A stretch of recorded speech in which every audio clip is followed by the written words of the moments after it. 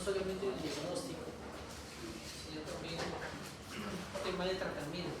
¿Cuántos de ustedes tienen pacientes que están ahorita rotando en el área de neumología con el diagnóstico de tuberculosis pulmonar?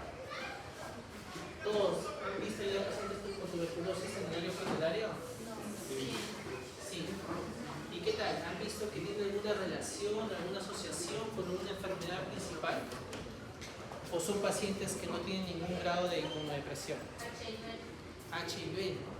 Importante esa relación porque nos vamos a dar cuenta que debido al grado de inmunodepresión o al grado de respuesta, debido a los linfocitos T, es que estos pacientes pueden generar no solamente infección pulmonar, sino también infección extrapulmonar, ¿no? Muy bien, y de estos pacientes que ustedes ven, ¿tienen buena respuesta con los medicamentos? No tiene buena respuesta, ¿no? Y han visto que estos pacientes, debido al fracaso del tratamiento terapéutico, ¿es debido a la resistencia o debido al grado de inmunodepresión? Esa resistencia. Ambos. ¿Ustedes qué creen que más sea el fracaso terapéutico?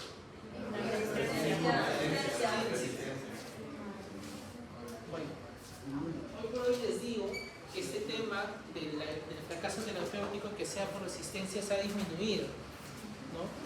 Y más se asocia al tema del grado de inmunodepresión del paciente.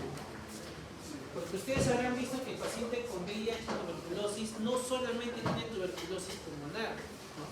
También tiene otras tuberculosis extrapulmonares, de repente gastrointestinal, pleural, ¿no? Y las complicaciones justamente de estos órganos es lo que conlleva que el paciente tenga un fracaso terapéutico y posteriormente el paciente puede fallecer. Entonces,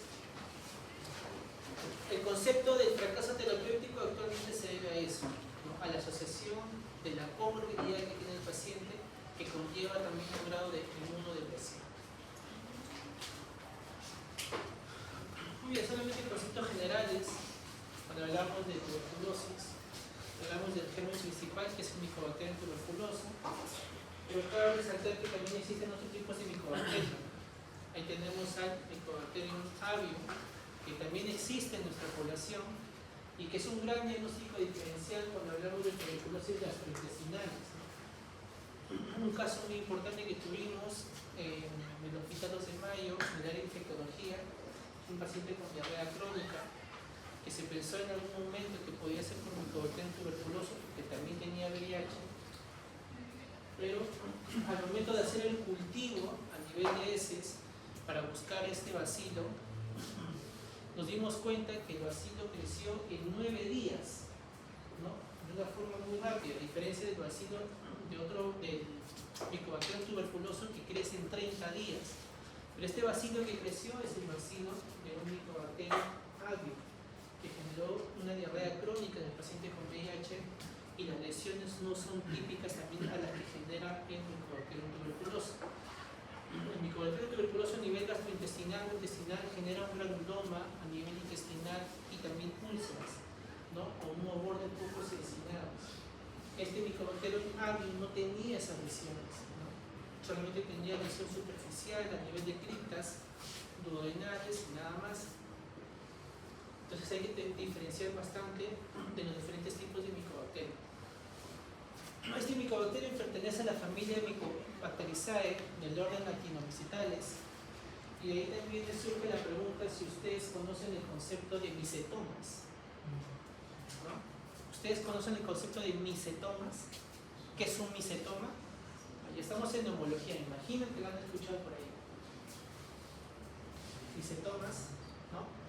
Es un conglomerado de lesión a nivel del parénquima pulmonar, que muchos lo relacionan con infecciones fúngicas, principalmente por aspergilosis. Pero hoy por hoy se conoce que no solamente se debe por infecciones fúngicas o micóticas, ¿no? También lo pueden producir infecciones bacterianas. Y dentro de esas, la familia de los que pertenecen a los actinomyces, ¿no? Dentro de ellos, el Mycobacterium tuberculosis. Muy bien, el Mycobacterium posee una forma también en bastón, tiene un tamaño de 0.5 micrómetros por 3 micrómetros. Es un bacilo ácido resistente. ¿Y por qué se le conoce que es un bacilo ácido resistente? Porque posee dentro de su capa una gran cantidad de lípidos, ¿no? Tenemos los ácidos micólicos, ácidos grasos reticulados, de cadena larga y otros lípidos de pared, ¿no? Pero de entre esos, los más importantes son los dos siguientes, ¿no? Tenemos al araminogalactano peptidoglicano y el diporapinomanano. Estos dos estructuras tienen unas propiedades diferentes, muy importantes para el bacilo de Koch. El primero, el araminogalactano peptidoglicano, este de aquí, confiere una baja permeabilidad al micobacterio. O sea que al conferirle una baja permeabilidad va a darle la función a que pocos antibióticos puedan llegar hacia este micobacterio y poder destruirlo. Entonces le genera una baja permeabilidad, lo que le confiere que haya poca acción de los antibióticos a este germen. Y segundo, el diporapinomanano participa bastante en la interacción patógeno-huésped, ¿no? En lo cual le va a generar un grado de supervivencia cuando el micobacterium sea fagocitado por el macrófago. Entonces ambos tienen diferentes mecanismos de acción. Mientras uno genera poca penetrancia de los antibióticos, el otro le va a dar un grado de resistencia cuando sea fagocitado por el macrófago. En cuanto a la incidencia, sabemos que es más de 250 veces mayor en Sudáfrica que en Estados Unidos. ¿Y alguien me puede decir por qué es este alto porcentaje o gran diferencia que se da en Sudáfrica más que en Estados Unidos? La alimentación. ¿Cómo? La nutrición, ¿no? Ese es un gran factor. Pero por ahí me respondieron que también debe ser por la poca salubridad de los alimentos. ¿Ustedes qué creen? Que sea por la poca salubridad de los alimentos. A eso me refiero a que el paciente no se lave bien las manos, los alimentos estén contaminados. ¿Ustedes qué dicen? ¿También puede ser por eso? No sé, ¿han escuchado en algún lugar o de repente han leído que la transmisión del micobacterium es fecal oral? No. ¿Cómo? Fluger, pero en ningún momento han visto que sea fecal oral. Entonces, ese error cuando nosotros decimos que es debido a eso, no cometen ese error. Escuché algunos decir que era también por el que se contamina con las heces, por consumir alimento contaminado. Ese es error. Básicamente es por la desnutrición. Y también debido a que en Sudáfrica hay mayor incidencia de pacientes con VIH. Y lamentablemente es en este continente donde se posee poca actividad, o mejor dicho, poca recepción de medicamentos contra esta enfermedad de VIH. A nivel del sexo se menciona que es 2 veces mayor en hombres que mujeres. Y cuando hablamos de una tasa de desarrollo de tuberculosis activa, se menciona que son muy altas en lactantes. Este riesgo de tener tuberculosis activa aumenta durante la adolescencia y se estabiliza alrededor de los 25 años de edad, manteniéndose elevado durante toda la vida. Ahora, acá, justo lo que estábamos hablando, ¿no? La relación que tiene mucho con una enfermedad que es el VIH, ¿no? En la cual vemos que en los últimos años, bueno, este es un estudio que se hizo en el MINSA hace muchos años, ¿no? Y vemos que ha ido creciendo, ¿no? La relación que tienen estas dos enfermedades. Se menciona que el 12% de todos los nuevos casos activos de tuberculosis y el 25% de todas las muertes relacionadas con la tuberculosis ocurren en pacientes con VIH, ¿no? Y la mayoría, el 75% de los casos y muertes por tuberculosis activa asociadas a VIH se producen en África. Entonces, a tener en cuenta eso. Ahora, no solamente el VIH es la única enfermedad relacionada a la tuberculosis. Existen otros factores de riesgo. Dentro de ellos tenemos los principales: diabetes mellitus tipo 2, alcoholismo y tabaquismo. Dentro de ellos, estos dos primeros mencionan que triplican el riesgo de padecer una tuberculosis activa, a diferencia del tabaquismo, que duplica el factor de riesgo de generar tuberculosis activa. Y otra cosa muy importante que encontré, que es esto, ¿no? En comparación con otros agentes infecciosos como el virus del sarampión y varicela zoster, el Mycobacterium tuberculoso no es altamente infeccioso. No es altamente infeccioso. O sea, quiere decir que si yo me expongo a una persona que tiene tuberculosis activa, basta que me escupa o me pueda toser en toda la cara, no quiere decir que voy a generar la infección. Entonces vamos a darnos cuenta dentro de la patogenia que necesita una exposición continua y prolongada para que yo pueda adquirir la infección, y que depende también de otros factores que también genere la infección a nivel pulmonar. Entonces, a diferencia de otros microorganismos, el Mycobacterium tuberculoso no es altamente infeccioso. ¿Ya?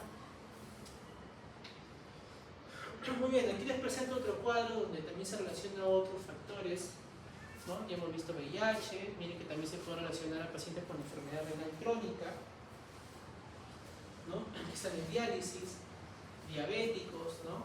Drogaditos intravenosos, terapia inmunosupresora como las quimioterapias, ¿no?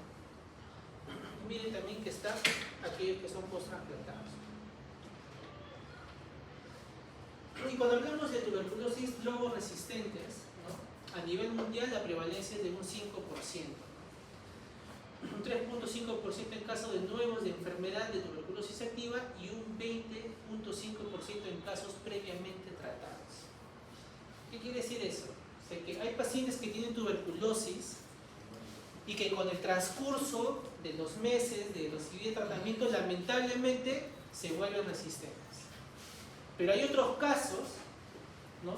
Donde adquieren ese Mycobacterium tuberculoso resistente de manera primaria. O sea que uno que ya tiene la infección resistente se lo transmite a otra persona. O sea, hay dos formas de cómo adquirir la resistencia de esos micobacterios. Y se estima que es más, que se estima que la mayoría de los casos de tuberculosis multidroga resistente refleja transmisión más que adquisición inicial. O sea, es más que lo adquieras por transmisión entre personas a que este micobacterio se desarrolle en los próximos meses de haber adquirido una infección. Muy bien.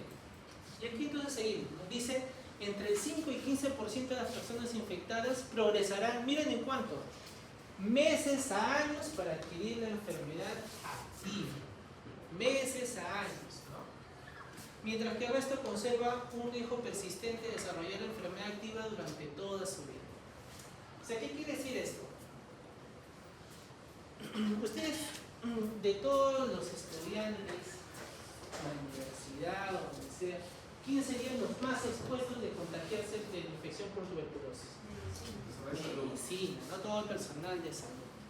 Muy bien, pero mira lo que te dice acá, ¿no? Inclusive en la otra parte dice, hasta 50% de todas las personas con tuberculosis activa, con cultivo positivo, no presentan síntomas como tos productiva, y al menos el 25% no presentan ningún síntoma. O sea que ustedes que están con mayor exposición de estos pacientes, probablemente tengan su vasito de Koch, ¿no? Lo tengan ahí en la boca y cuando van a hablar lo pueden expulsar, ¿no?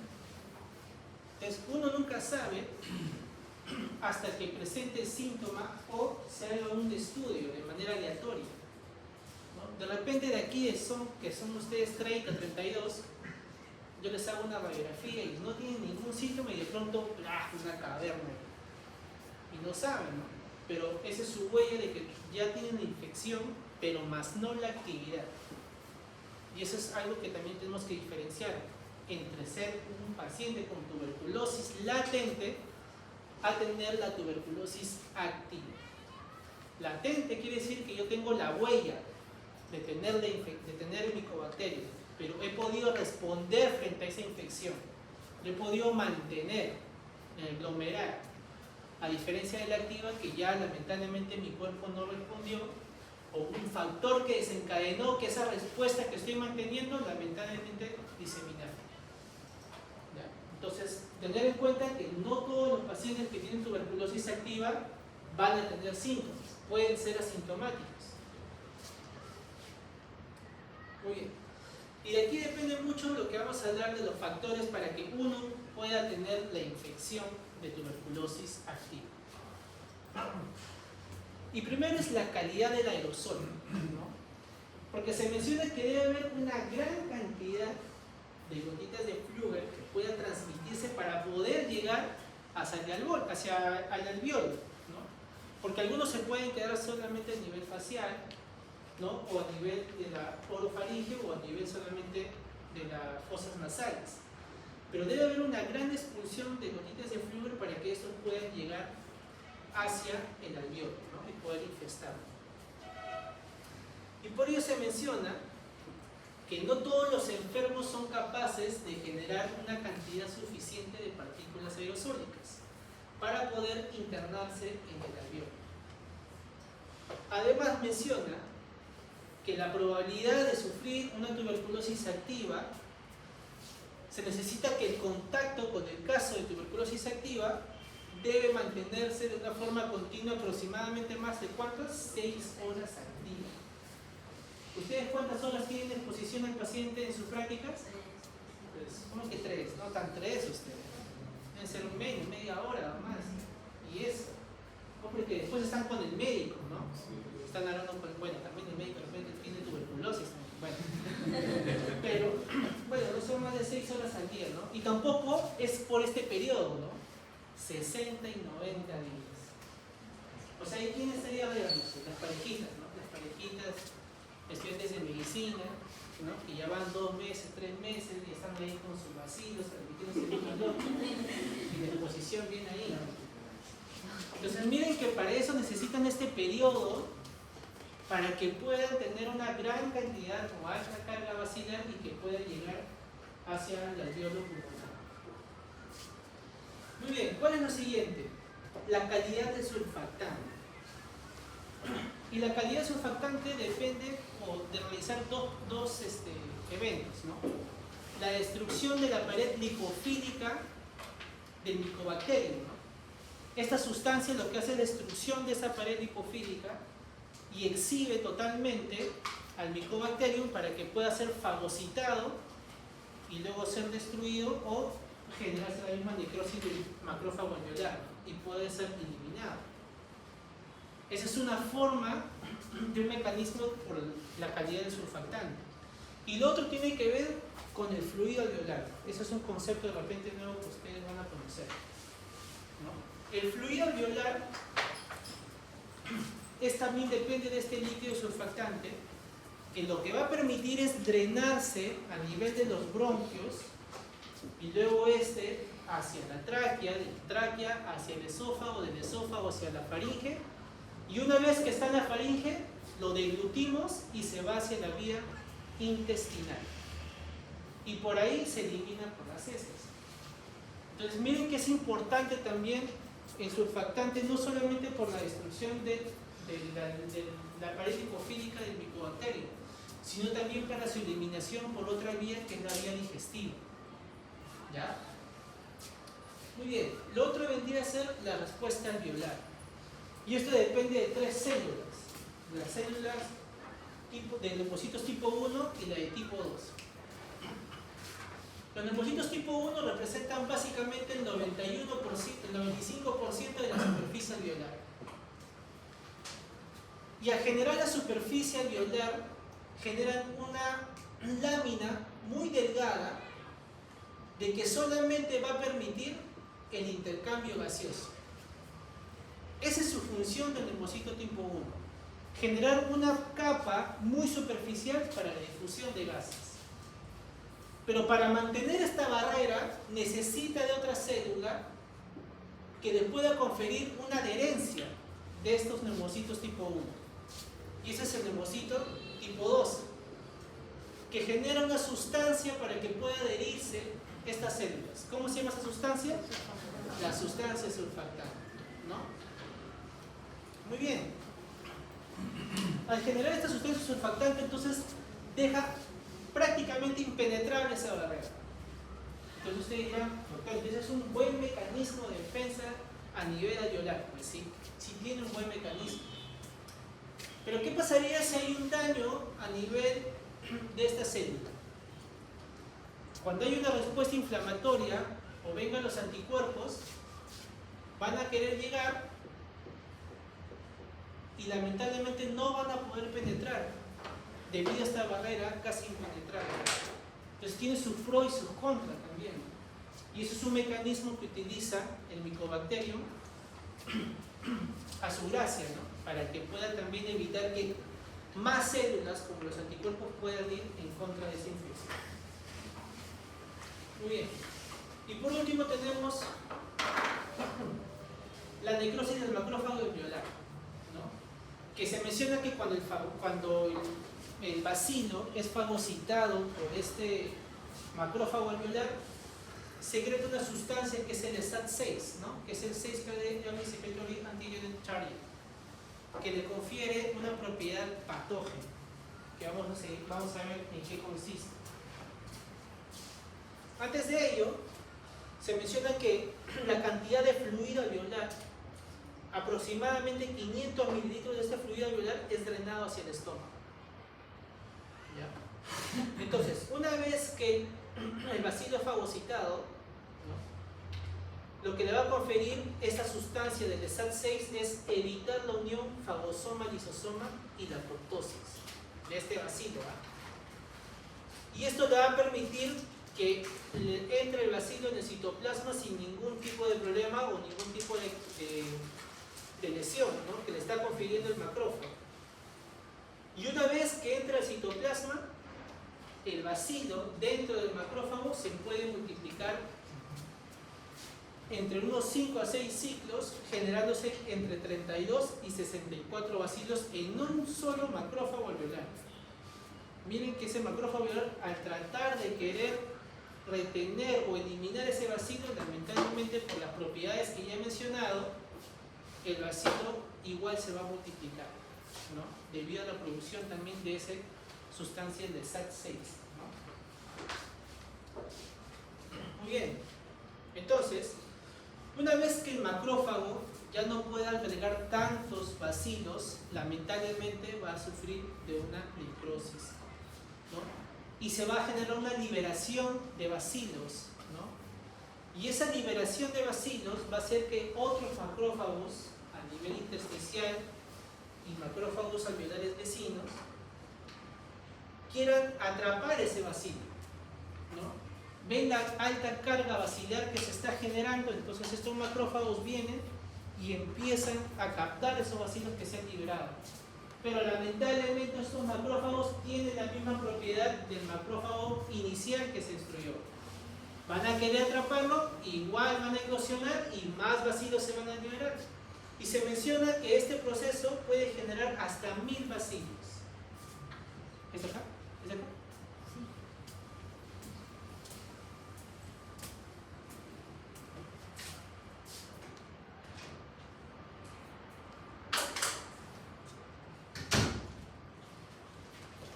Bueno, entonces, se dice que se puede producir hasta 1000 bacilos luego de ese proceso, ¿no? Entonces los macrófagos que están tratando de albergarlo van a decir, bueno, necesitamos más apoyo. Entonces hay que producir sustancias como las quimiosinas. ¿Para qué? ¿Con qué finalidad? Para traer refuerzos. ¿Y qué refuerzos serán? ¿Cuáles serán la primera línea de células que van a albergar una infección? Neutrófilos, ¿no? Neutrófilos y monocitos. Principalmente esas dos células, ¿no? Las cuales van a generar una respuesta inflamatoria. Y al generar esa respuesta inflamatoria, al querer albergar, igual de todas maneras también van a generar un daño a nivel alveolar. Y ese daño alveolar lamentablemente va a sufrir de una ruptura alveolar. Y va a depender de las próximas células que también van a asistir a este proceso inflamatorio, en donde van a generar una respuesta diferente que la vamos a ver en la siguiente imagen. Pero a tal punto es que ya sea la respuesta de célula que pueda acudir, de todas maneras todos van a llegar hacia el ganglio linfático para presentarse a otras células con mayor respuesta. ¿Hasta ahí entendieron? Sí, ¿no? Muy bien. Y aquí viene este proceso, ¿no? A ver. Aquí está el estudiante de medicina. Y ya tiene su granuloma, ya está infectado. Llega a su casa, saluda a su mamá y antes de saludarle empieza a toser. Genera tanta exposición constante en esta mamá que lamentablemente, bueno, pues, ¿no? El bacilo llega a ingresar a nivel pulmonar. Una vez que llega a nivel pulmonar, o sea, a nivel alveolar, como este caso de acá, este bacilo que llegó a nivel alveolar, ¿no? Viene la primera célula que hemos mencionado, que es el macrófago alveolar. Muy bien, sostiene el macrófago alveolar al bacilo y ya hemos explicado el proceso que este bacilo dentro de ellos empieza a multiplicar. A tal punto que se multiplica, se genera la necrosis del macrófago alveolar y vienen las dos células que ya hemos mencionado, los monocitos y los polimorfonucleares, que son los neutrófilos. Y miren que es importante que se diferencien ambas células porque de estos depende la respuesta siguiente.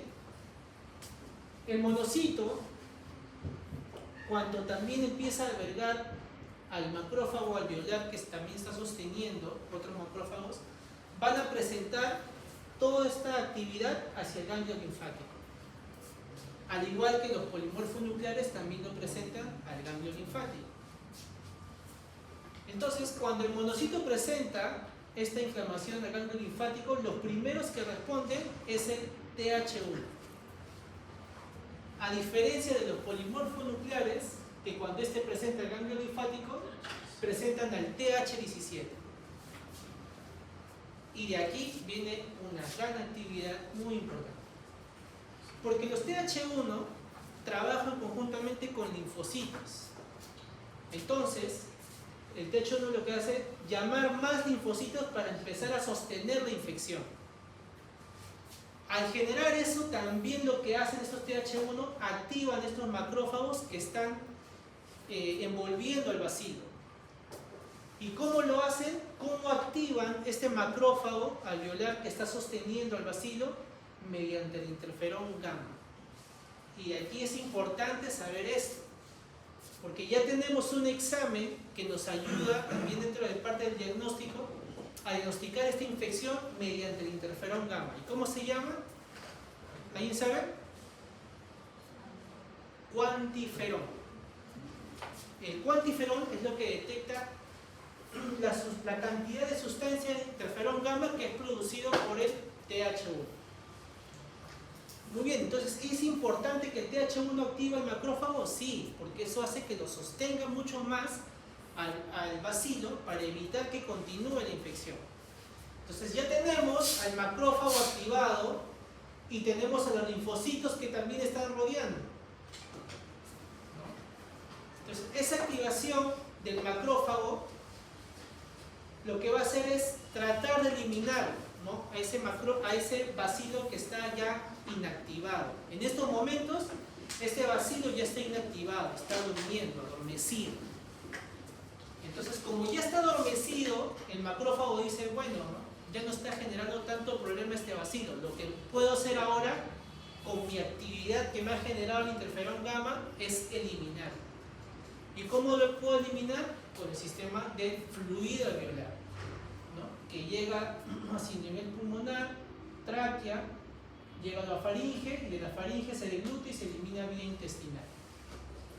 Esa función lo hace este macrófago activado.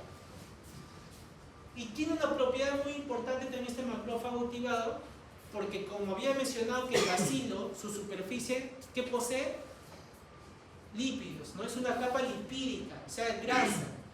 Entonces lo que hace este macrófago es consumir también esa grasa del bacilo. Y como come mucha grasa, se vuelve más gordito, y eso le llama las células espumosas, ¿no? Muy bien. Entonces, mientras algunos macrófagos van a querer eliminarlo, lo que hace el linfocito es seguir rodeándolo, ¿no? Para poder sostener esa actividad de los bacilos que todavía están activos, ¿no? Y poco a poco se va generando toda una convergencia de células espumosas y también macrófagos y linfocitos que van a rodear a los bacilos activos, a tal punto que los conservan en una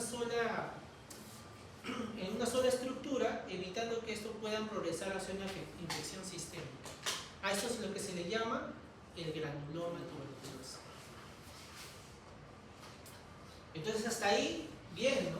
Tuviste muy buena respuesta frente a la infección.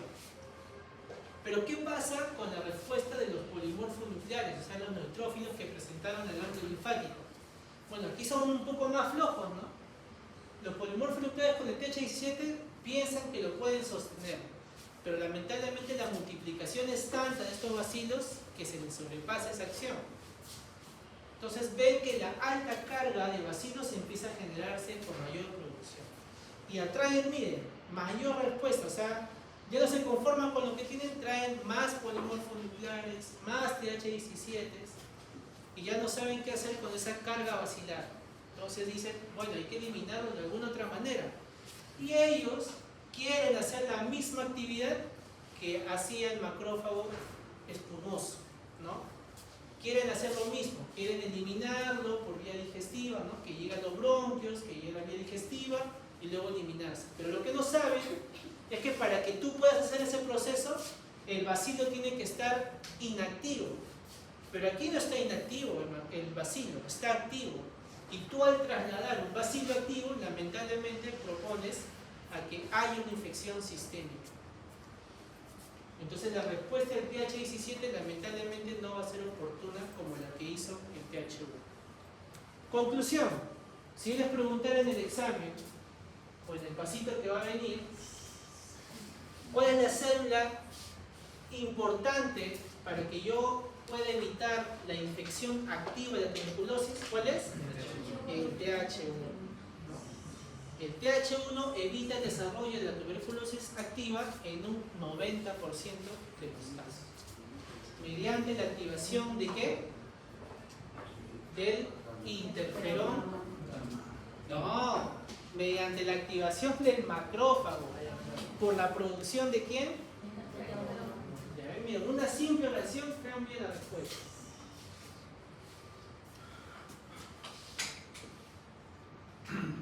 Muy bien. Ahora, ¿cómo se hace la diseminación extrapulmonar entonces? Entonces, cuando yo les dije que estos bacilos son presentados a nivel del ganglio linfático o el nódulo linfático, una vez que se presenta ahí, también genera una inflamación, ¿no? Por debido a esa reacción inflamatoria que se está generando o esa presentación, genera una respuesta inflamatoria a nivel ganglionar. Y cuando se genera esa respuesta a nivel ganglionar o nódulo linfático, se le llama linfadenitis. ¿Ya? Entonces ustedes conocen que a nivel de tejido linfático también se puede transmitir vía sistémica. Entonces esa transmisión vía linfática llega a la parte circulatoria. Puede llegar hacia las venas cavas, aurícula derecha, ventrículo derecho, ingresa a la arteria pulmonar y de la arteria pulmonar de nuevo regresa a el pulmón. Entonces este bacilo, no conforme de haber infectado ya un pulmón, puede hacer dos cosas. Puede generar una nueva lesión pulmonar o puede reinfectar a la lesión que ya ha dejado. Y esa reinfección que genera en el pulmón ya dañado a nivel anatomopatológico o en las necropsias, se ven como una lesión espumosa, ¿no? Como con gas. ¿Cómo se llama eso? Casio, ¿no? Necrosis gaseosa o casio. ¿Ya? Muy bien. Pero para que este bacilo pueda ser transmitido hacia otros lugares o otros órganos dianas, se menciona que una de las propiedades de este bacilo es que le gusta bastante el alto flujo sanguíneo. Entonces, Una propiedad también del bacilo es que él mismo puede crear neovascularización y por ahí puede generarse transmisión hacia otros órganos o reinfecciones hacia el mismo órgano. Entonces lo que dice aquí es lo siguiente, ¿no? Que las lesiones generadas por Mycobacterium tuberculoso desarrollan nuevos vasos que son más permeables y frágiles que los estructurales, o sea, de los que ya había, permitiendo tanto el fenómeno de reinfección como el de propagación de bacilo hacia capilares venosos pulmonares. Y cuando llegan hacia estos vasos o capilares venosos pulmonares, pueden drenarse a nivel de las venas pulmonares, llegar hacia la aurícula izquierda, ventrículo izquierdo, aorta y se transmite hacia diferentes órganos. Ahora, se menciona que tiene predilección por órganos que tienen alta carga sanguínea. ¿Cuál creen que sea? Riñón, muy bien, y óseo, ¿ya? Son de mayor predilección, riñón y óseo. Muy bien. Y cuando genera a nivel óseo, genera una lesión a nivel vertebral. ¿Cómo se llama? Mal de Bohr. Muy bien. Y cuando genera una infección a nivel del riñón, genera una tuberculosis renal que compromete mucho las pelvis renal y los cálices. Pero acá hay una lesión también importante que se genera a nivel de la vejiga. Porque llega a ser tanta la inflamación que también inflama todo el uréter hasta la desembocadura a nivel de la vejiga. Y cuando genera esta inflamación a nivel de la desembocadura de la vejiga, genera una hipertrofia vesical, con signos de también hiperplasia a nivel de la célula superficial de la vejiga. ¿Saben cómo se llama ese cambio morfológico de la vejiga? ¿Hiperplasia? No, ¿cómo se llama? ¿Ah? Metaplasia, no, metaplasia es el cambio de celularidad. ¿Saben cómo se llama? Tiene un nombre propio. Se llama vejiga de lucha. Vejiga de lucha. Eso van a buscar ya. ¿Qué es eso? Ya, muy bien. Entonces tenemos también que puede transmitirse a nivel del sistema nervioso central. Muy bien, pero ¿cómo es que se genera a nivel del sistema nervioso central, doctor? Aquí se menciona que va a depender mucho de la alta carga basilar. O sea que no depende mucho del flujo sanguíneo, sino de la alta carga basilar que pueda penetrar la barrera hematocefálica y generar una infección a nivel de la meninges. Entonces, si necesita una alta carga basilar, también necesita que haya poca respuesta inflamatoria de eso. Por eso, las revisiones mencionan que los pacientes que más generan infección a nivel del sistema nervioso central son pacientes inmunocomprometidos. Muy bien. ¿Y cómo se genera en otros lugares? Por decir aquí, a nivel de ganglio cervical, ganglio linfático cervical. ¿Cómo es que se genera? Debido a ese proceso que yo les estaba mencionando, ¿no? Al momento de expulsar el fluido alveolar que llega a la boca y luego se va a deglutir hacia el esófago, hay casos en que algunos pacientes tienen lesiones a nivel de la mucosa orofaringea. Entonces ese fluido alveolar no pasa por la nivel esofágica, sino que atraviesa esa lesión y puede llegar hacia la mucosa y luego llegar hacia los ganglios linfáticos, solo por tener lesiones a nivel de la mucosa. Entonces, cuando llega hacia los ganglios linfáticos cervicales, también genera una inflamación de este. ¿Y cómo se llama esta lesión a nivel cervical generada por la tuberculosis? Escroto. Muy bien. Y ese nivel gastrointestinal va a depender mucho de la acidificación del estómago, ¿no? Menciona si el paciente no tiene una buena respuesta de acidificación a nivel del estómago, este fluido alveolar que se ha concentrado puede penetrar y puede generar lesiones a nivel gástricas o intestinales. Salud. Y aquí tenemos una forma también muy frecuente que también tenemos aquí en el Perú, que es la tuberculosis pleural, ¿no? Aquella que deja derrame pleural unilateral, ¿no? Como ya habrán visto en su clase anterior, es un tipo de derrame que exudativo o transudativo. Exudativo, muy bien, ¿no? Esto se debe porque el bacilo también genera daños a nivel de las células mesenquimatosas de la pleura y genera las lesiones inflamatorias a este nivel. Se se dice que en un 30% de inmunodeprimidos se genera la diseminación extrapulmonar. Aquí algo más rápido, tenemos esta hipótesis dinámica. ¿En qué consiste esta hipótesis dinámica? Que ya la hemos visto, ya les he mencionado, solamente para hacerlos recordar. Que es justo este enlentecimiento de actividad por parte de los bacilos, ¿no? Este adormecimiento que se genera en los bacilos por los macrófagos alveolares que han sido activados, ¿no? Y acá también te hablan de los macrófagos espumosos, ¿no? Que se volvieron por el alto consumo de grasa de estos bacilos. Entonces lo que hace es que estas células son drenadas por el fluido alveolar y es durante este proceso cuando pueden destruirse, liberando bacilos que pueden formar parte de los aerosoles que se generan en los bronquiolos y volverán a infectar el pulmón, ¿no? Que se genera una reinfección endógena. O sea, quiere decir que estos macrófagos que están trasladando bacilos inactivos, hay algunos que por ahí se les escapa y pueden tener un bacilo activo. Y este bacilo activo, al momento de generarse, o sea, que el contenido del fluido alveolar, y cuando ya va a llegar a la cavidad oral, algunos se rompen y pueden otra vez volver hacia el nivel pulmonar y estar ahí, sin ningún tipo de actividad. Pero esto también puede formar parte de que ellos puedan también transmitirse por otros aerosoles. O sea, que estos macrófagos sí, efectivamente, te dan la respuesta que van a trasladarte los bacilos inactivos, pero lamentablemente hay uno por ahí que se le escapa un bacilo activo y este bacilo activo puede liberarse y estar a nivel pulmonar sin hacer ningún tipo de respuesta, o estar conformado a nivel de la cavidad oral y ser parte de otras gotitas de flúor que puedan ser transmitidas. ¿Ya? Entonces, esta hipótesis dinámica te explica básicamente esa respuesta de los macrófagos alveolares tanto para bacilos activos e inactivos, ¿no? Y también te explica el hecho de que una vez que esos macrófagos hayan generado toda esa respuesta de eliminación, hay otra respuesta que puede sostener al macrófago activo y no generar mayor infección sistémica. Luego tenemos una teoría unitaria, ¿no? En la cual explica el por qué el bacilo prefiere más el ápice que las bases, ¿no? ¿Y alguien sabe por qué? ¿Por qué el bacilo prefiere más el ápice que las bases? Por la mayor oxigenación. Esa es clásica respuesta, ¿no? Por la oxigenación. Ya, pero ¿qué más?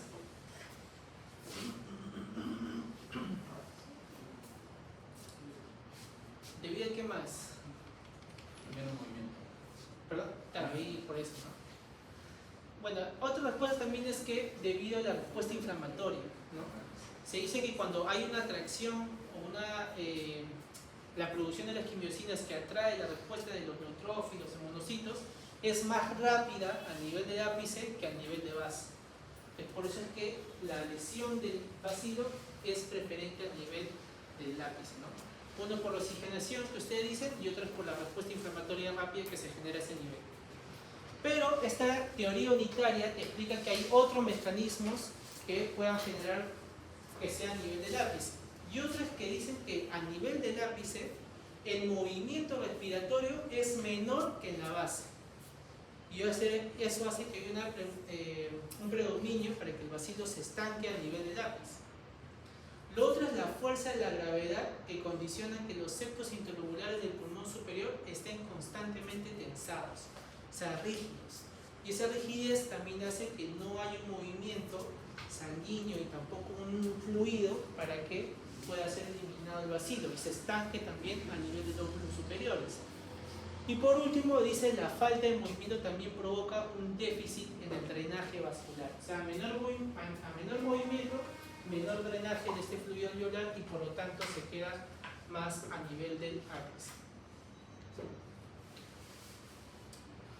En cuanto a la patogenia, entonces seguimos que el riesgo de infección va a depender de qué cosa, la capacidad de la infección del caso fuente, la cercanía del contacto, la carga bacilar inhalada y el estado inmunitario del huésped. El cuadro clínico clásico que tenemos de tuberculosis, ¿cuál es?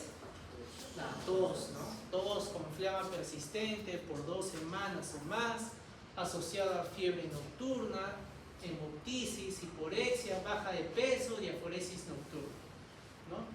habíamos explicado que casi un 50% no generan síntomas, ¿no? Muy bien. Ahora, si yo les preguntara, ¿qué sustancia es la que genera todo este cuadro clínico en la tuberculosis? TH17. No.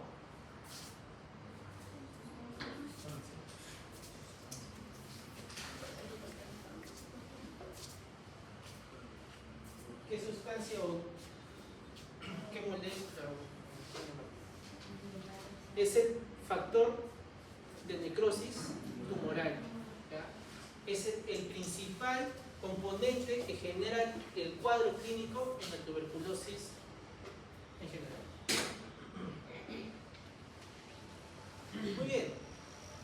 De aquí viene parte del examen, porque este es casi todo el examen. Cuando hablamos del espectro de tuberculosis hay que diferenciar entonces los tipos de tuberculosis que vamos a mencionar.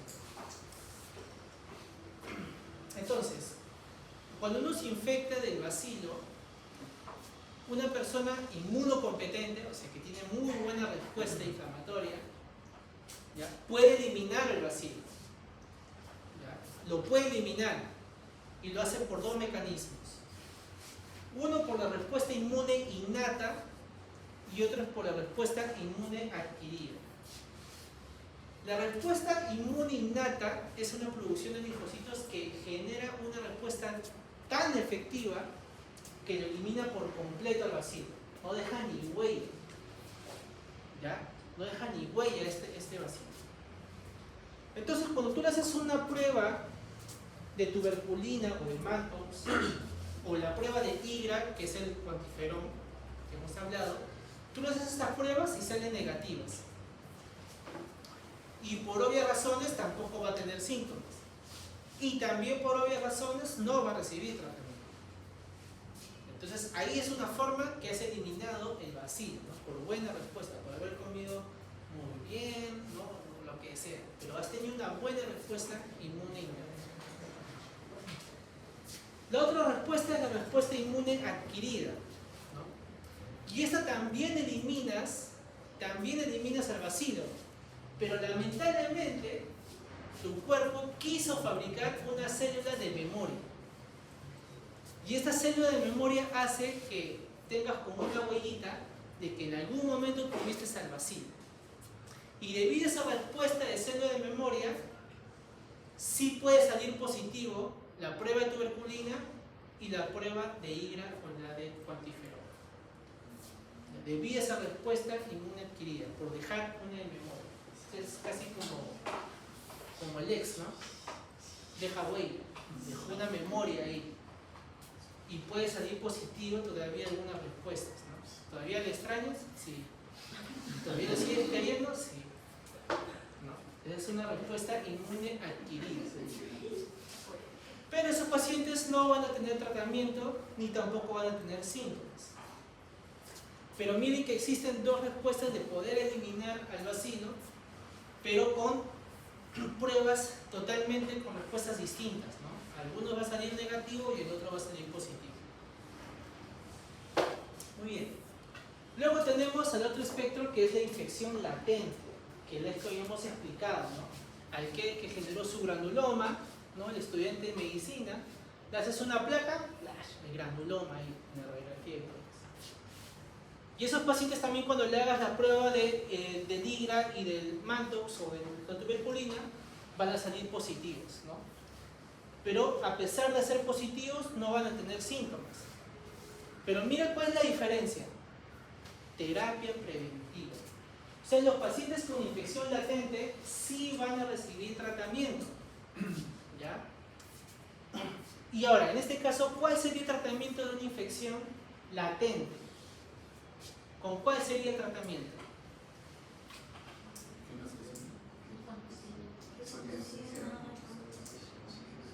¿Cuál sería el ideal? El medicamento ideal, porque la rifampicina está dentro del tratamiento, pero ¿cuál es el ideal? Isoniazida. Muy bien. Isoniazida. ¿Ya? La isoniazida es el medicamento principal en la terapia de infección latente. Doctor, ¿y cómo funciona la isoniazida en la infección latente? Bueno, ¿Se acuerdan de ese fluido alveolar que se formaba para la eliminación por vía digestiva? Lo que hace el isoniazida es mantener constante esa función de que ese fluido alveolar siga eliminando, se siga drenando y siga llegando hacia la vía digestiva y seguir eliminándose por las heces. Esa es la respuesta de la isoniazida, eso es lo que hace. Y se acuerdan que yo les decía que a veces había un bacilo activo que por ahí se salía, ¿no? Y que podía permanecer a nivel pulmonar o a nivel de la orofaringe y transmitirse. Ya, la isoniazida lo que hace es eso, evitar que ese fluido alveolar se rompa y que se siga manteniendo para poder seguir eliminándose. Pero para que la isoniazida cumpla esa función, tiene que pasar un tiempo, y ese tiempo es de 6 meses. Por eso que el tratamiento de la terapia de infección latente es con isoniazida de 6 meses. Muy bien. Tenemos el otro que es la infección subclínica, donde también tiene las pruebas positivas, ¿no? Puede haber un cultivo, miren, puede haber un cultivo positivo, ¿ya? De repente el BK sale negativo y los síntomas pueden ser leves o ningunos. Y cuando son leves, frecuentemente el paciente solo presenta tos. No presenta fiebre, no presenta hemoptisis, no, solamente es tos. Es una tos crónica. ¿Ya? Y aquí el paciente sí debe recibir tratamiento, ¿no? Con su esquema sensible. Hasta latente no hay transmisión, no hay infección. Lo que se sabe es que debido a que donde tú es eliminado no debería haber transmisión. Y que latente tampoco debería haber transmisión mientras esté recibiendo el tratamiento, ¿no? Y también si que no estás recibiendo el tratamiento se espera que tampoco que no. ¿Ya? Pero se supone que hasta aquí no se transmite la infección. ¿Ya? Muy bien. Luego tenemos la enfermedad activa, ¿no? Esta es la que ya lamentablemente, ¿no?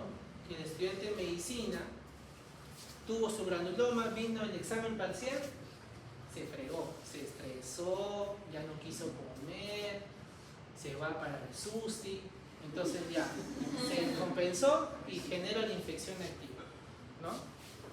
Aquí llama la curiosidad esto, ¿no? Mira, acá dicen positivo, pero ¿por qué acá dicen usualmente positivo? O sea, ¿quiere decir que puede salir negativo?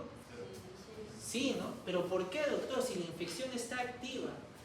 ¿Por qué la tuberculina o el test de cuantiferón podría salir negativo? ¿Por qué? Y esto va a depender mucho del grado de infección que tiene o de la comorbilidad que genera la inmunodepresión. Porque justamente estas dos pruebas te miden la respuesta del linfocito T. Y acuérdense que el linfocito T es responsable del TH1 y de la fabricación de interferón. Y si tú no tienes linfocitos T, obviamente estas pruebas te van a salir negativos, porque estas pruebas dependen de esa respuesta de esa célula. En el caso de un paciente con VIH, el linfocito T está en el suelo. Entonces, cuando tú le hagas esta prueba, obviamente te va a salir negativo, probablemente, porque no tiene tanta respuesta de este linfocito T para que pueda salir positivo. ¿Sí me entendieron eso, chicos? ¿No? Se preguntan. Muy bien.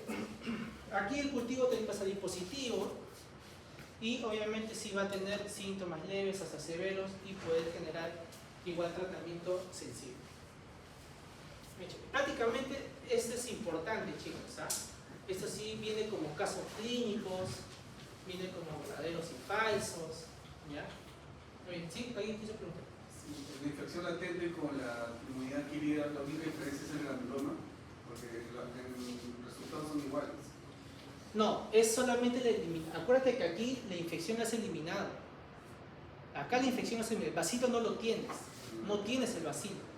Acá sí tienes el bacilo, pero lo estás sosteniendo. O sea, lo estás controlando. Y si quieres hablar desde el punto de vista de lesión, sí, pues, ¿no? En el latente sí tienes el granuloma. Ajá.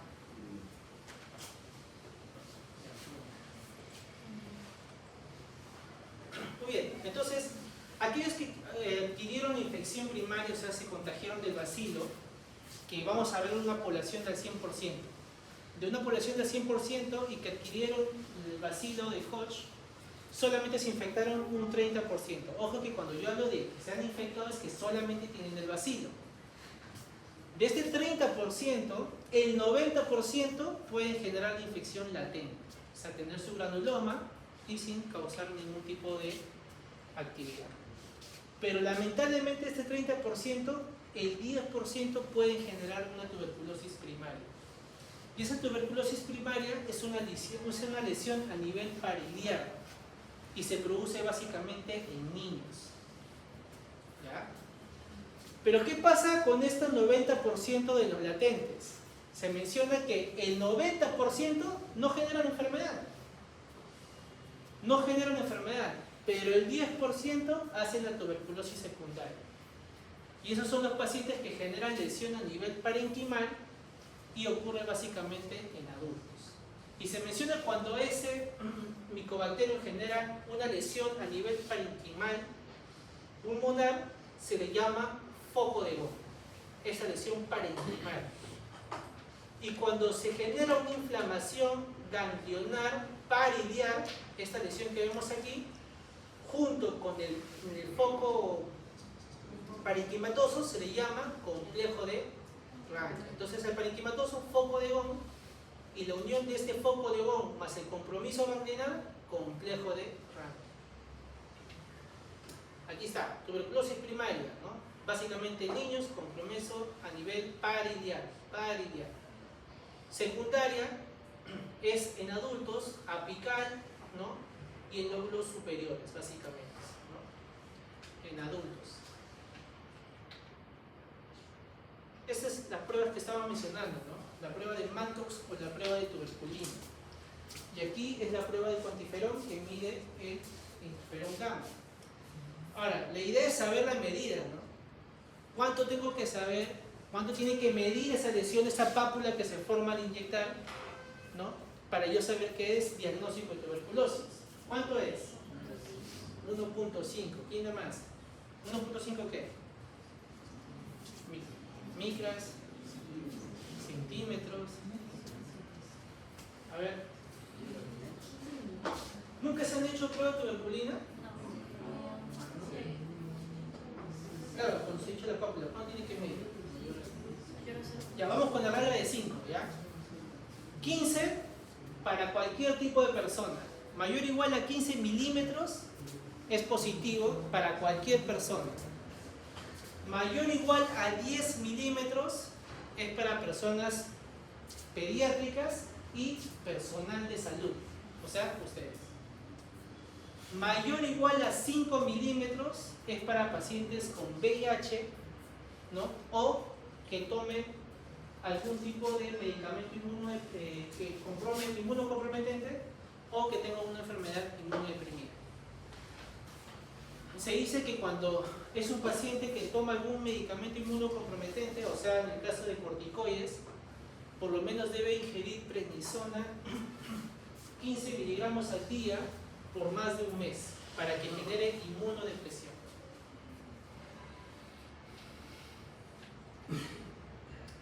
Muy bien, luego tenemos los exámenes por vaciloscopía directa, ¿no? El esputo que le piden ustedes a los pacientes, ¿no? Y la cual se realiza con un método de Ciel-Nielsen para poder venir al bacilo. Tenemos el concepto de pausivacilar, que se menciona que se observa a nivel de microscopio de 1 a 9 bacilos ácido alcohol-resistentes en 100 campos observados, ¿no? Y esto ya conforma positiva la prueba, pausivacilar. A nivel radiológico, ¿no? Vemos estas lesiones cavernosas a nivel del parénquima pulmonar lóbulo superior, y se menciona que para que usted pueda ver una lesión por esta tuberculosis tiene que medir aproximadamente 10 milímetros esa lesión para que pueda ser observada o detectada a nivel de radiografía. Y se menciona que ante una sospecha de tuberculosis, o sea, si tú escuchas a tu amigo que está a tu costado, ¿no? Está tosiendo, está con fiebre, ¿no? Lo primero que tienes que hacer es hacer una prueba de tuberculina o de interferón gamma. Y si esa prueba sale positivo, lo siguiente es que tienes que hacer una radiografía de tórax. Miren, así está el proceso. Paciente con sospecha de tuberculosis, hacer esas pruebas. Que sale positivo, lo siguiente es hacer radiografía. ¿No? Pero ¿qué pasa si tú sospechas de un paciente que tiene clínica de tuberculosis, pero las pruebas te salen negativas? ¿Qué vas a hacer? Ya, cultivo, pero va a salir en 30 días esa prueba. Ese es el BK, pues. Ya, BK, eso es una. BK, ¿qué más? ¿Tomo? ¿Cómo? ¿Una tomo? No lo escucho. ¿Me podría sacar una tomografía? Tomografía, en este caso radiografía. ¿Ya? GeneXpert también podrías pedirle, y ahí vamos a ver un flujo de cómo le pedimos. ¿Ya? Pero es importante, no deben de quedarse que a pesar de que tengas clínica y el interferón gamma o la tuberculina te sale negativo, no descartes que sea tuberculosis. ¿Ya? No descartes. Haz una prueba de imagen, o puedes esperar el cultivo, o puedes hacer otras pruebas con mayor fidelidad. Muy bien, ¿no? Aquí tenemos la radiografía de tórax, a nivel microscópico es el esputo, ¿no? Los cultivos. Ahora, los cultivos de BK también no se les pide a todo el mundo. Hay 3 razones para pedir cultivo. ¿Cuáles son?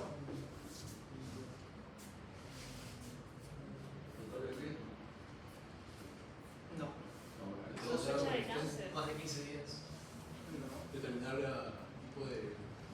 ¿A quién se le pide cultivos? Cultivo para vacío de cuello.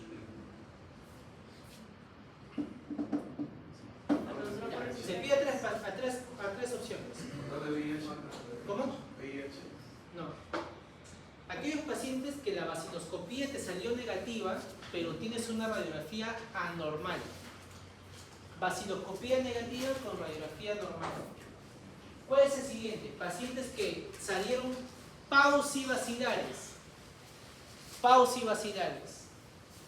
Y lo siguiente es para aquellas personas que has extraído fluido corporal de cualquier lugar, a esos tienes que mandarlos a cultivar.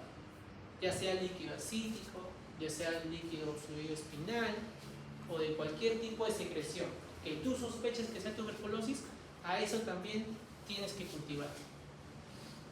¿Ya? Y luego tenemos pruebas también para saber resistencia, ¿no? Que son moleculares. Tenemos al GeneXpert y al Genotype. El GeneXpert básicamente te detecta resistencia a qué droga? Rifampicina, ¿no? Y el Genotype, ¿a qué fármacos te muestra resistencia? A isoniazida y rifampicina. ¿Ya?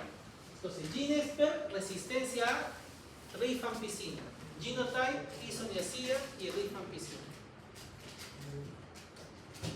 Muy bien, aquí solamente hay unas definiciones operacionales. Esto no suele venir, pero sí hay que saber el concepto de tuberculosis multidrogo resistente y extremadamente resistente. Aquí los multidrogos resistentes se denomina así a la persona con tuberculosis causada por Mycobacterium tuberculosis con resistencia detectada simultánea a la isoniazida y a la rifampicina. O sea, basta que tenga resistencia a estos dos medicamentos, se le considera tuberculosis MDR, ¿no? Multidrogo resistente. Y el XDR, o extremadamente resistente, se denomina así a la persona con tuberculosis que cumple la definición del MDR y con resistencia detectada a cualquier fluoroquinolona y resistencia al menos de un medicamento adicional del grupo A, ya sea la beraquilina o linesolina. Esos dos conceptos sí me interesa que sepan, tanto MDR como XDR. Muy bien, otras definiciones operacionales: cuando se considera que es curado, ¿no? Cuando es tratamiento completo, cuando es éxito de tratamiento o tratamiento fallido.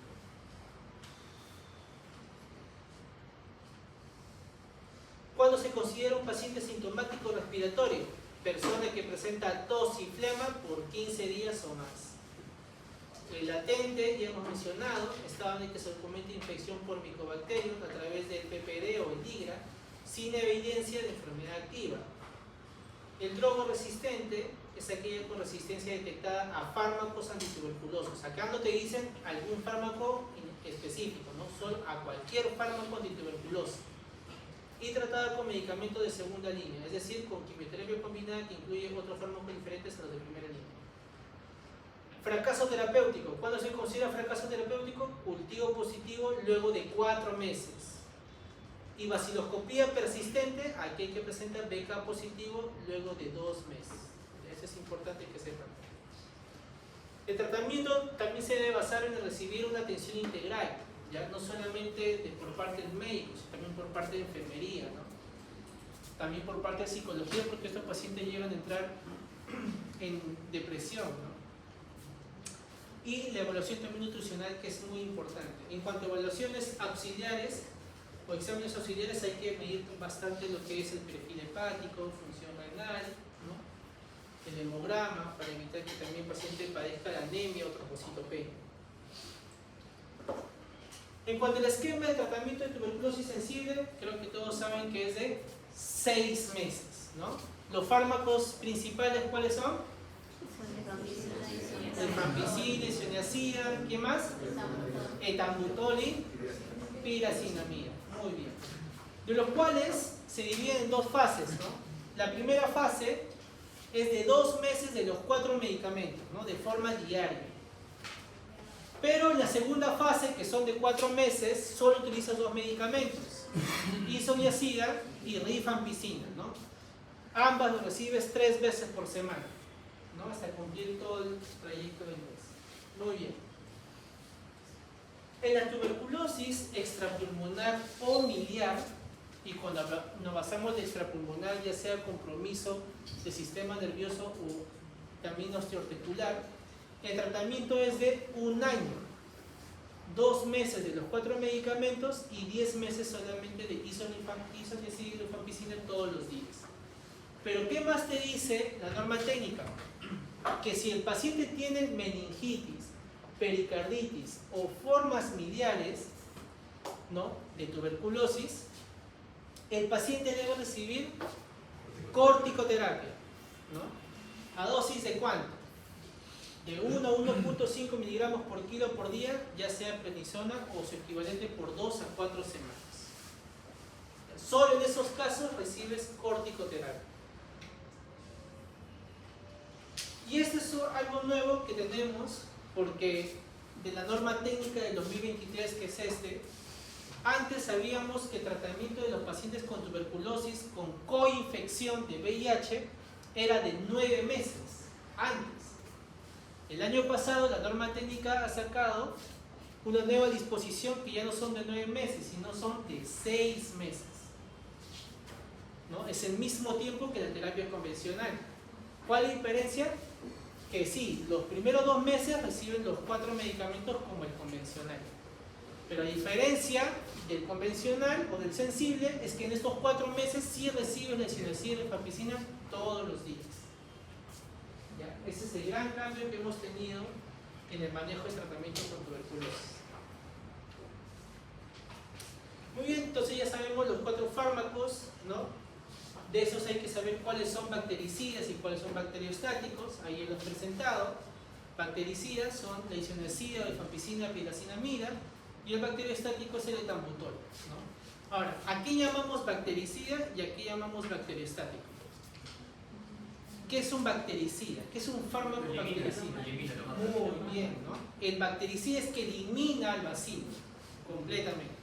¿Y el bacteriostático? Interviene en su función celular. ¿Cómo? Interviene en su función celular para que esta pueda... Claro, es un enlentecimiento en el crecimiento, ¿no?, del bacilo. No permite que evolucione. Por lo tanto, esa involución o ese estancamiento de su evolución genera que el bacilo por sí se pueda destruir. Bien, esto es para drogas resistentes, ¿no? Dependiendo de la resistencia se le da el tratamiento ya sea de grupo A, grupo B, grupo C. Este es un esquema para los multidrogas resistentes. Y ese es el esquema que da el MINSA para la tuberculosis latente. Miren que manejamos 4 esquemas. Y dentro de esos el principal de arriba, ¿cuál es? La isoniazida, ¿no? Que habíamos mencionado. ¿Durante cuánto tiempo? 6 meses. A ver, no mentira. Entonces, pero también existe otro esquema, miren. Isoniazida, rifampicina. Rifampicina. Y el otro es rifapentina, isoniazida. Ahora, si yo les preguntara, de estos 4, ¿cuál es el mejor actualmente? ¿Cuál creen? El segundo. El segundo. El mejor es rifampicina con isoniazida. Doctor, pero tenemos rifapentina en nuestro medio. Teníamos hasta abril, hasta marzo de este año. Teníamos.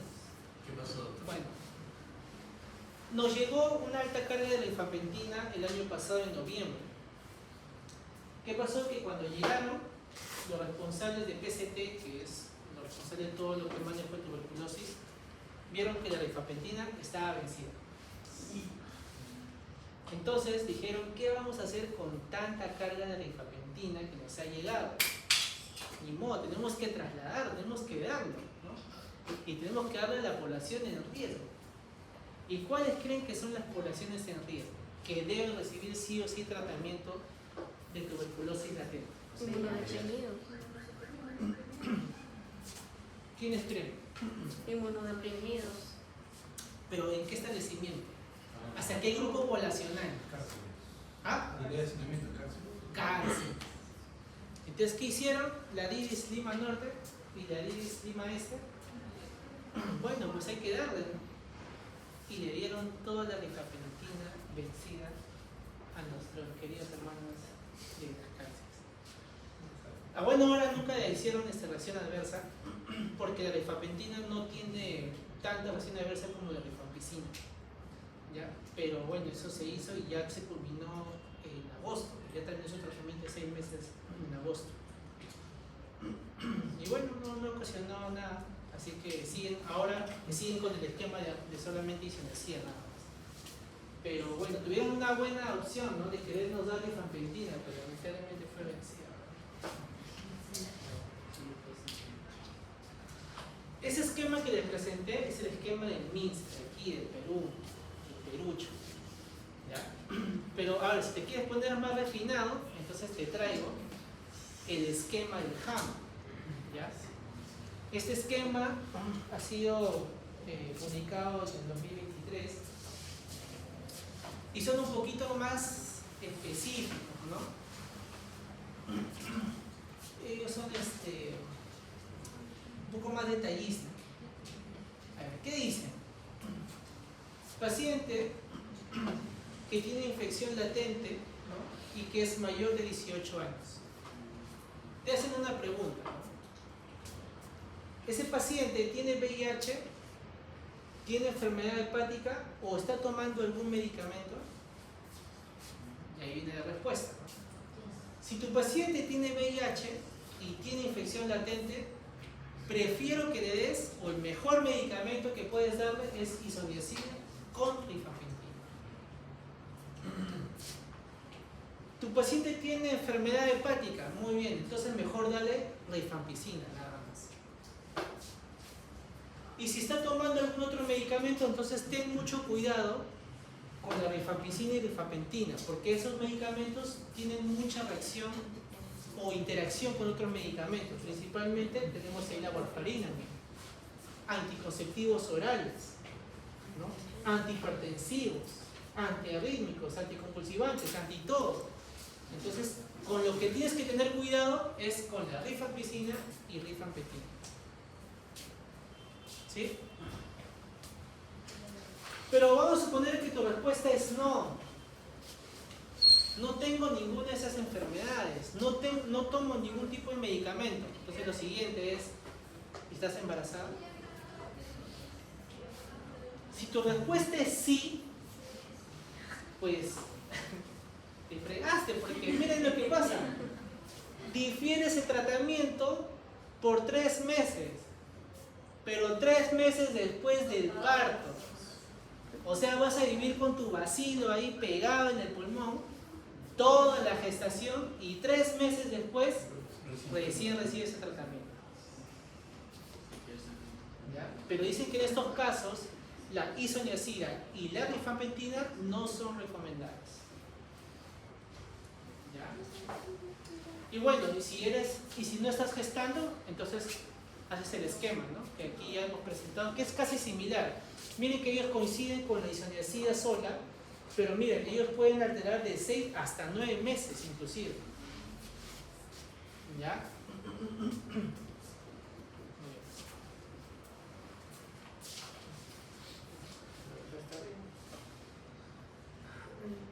Bueno, acá solamente un cuadro donde dicen aquellos que han de recibir terapia preventiva. Esas son las dosis recomendadas según el filtrado glomerular o si el paciente tiene algún problema renal. Y de estas las que sí vienen, ¿no? Reacciones adversas.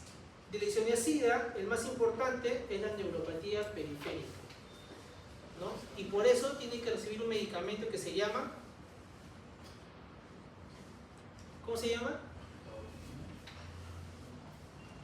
Piridoxina, ¿no? Por eso ustedes cuando vean el esquema convencional tratamiento de tuberculosis, siempre fíjense si está tomando piridoxina, ¿no? Porque si no está tomando, por ahí el paciente debe estar diciendo al doctor, siento como adormecimiento en mi brazo, hormigueo, ¿no? Y probablemente está haciendo una neuropatía por isoniazida. ¿Ya? La rifampicina tiene con mayor reacción adversa la hepatitis colestásica. La piracinamida también puede generarte hepatitis y el etambutol genera frecuentemente lo que es neuritis retrovulvar. Ahora, si yo les preguntara de todos estos medicamentos, ¿cuál es el más hepatotóxico? ¿Cuál sería? La piracinamida. Y si de pronto un paciente con tuberculosis está tomando la medicación habitual, ¿no? Está con su bolsa colectora y de pronto ves que la orina es anaranjada, ¿de quién es el culpable? De la rifampicina.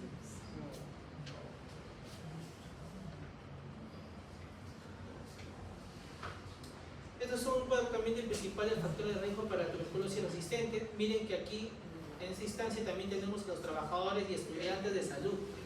¿Ah? Y estos son algunos exámenes que se deben solicitar cuando se maneja el tratamiento de tuberculosis.